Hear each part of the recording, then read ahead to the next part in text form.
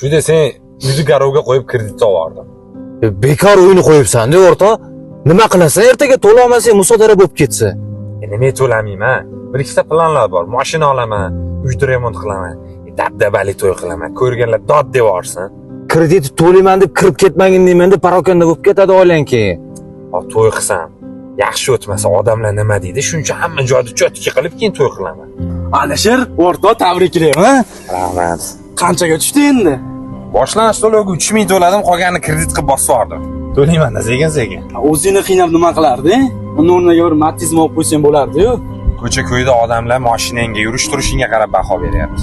Shuning uchun bosib qo'ya qoldim. To'yga normalniy artist gaplashish kerak. Qanchaga kelarkan? Bilmadim, normalniy summaga kelib qolsa kerak. Bu ham hal bo'ldi. Hoy bola 16 olibsizmi? Bosib yubordim. Necha pulga tushdi endi bu?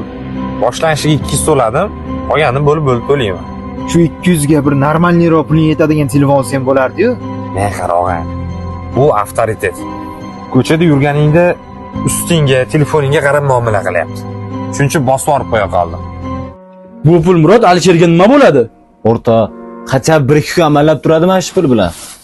Vaqtida aytdik kredit olmagin deb. Hozir kredit olmaganda hammasi normalniy joyda ketgan bo'lardi.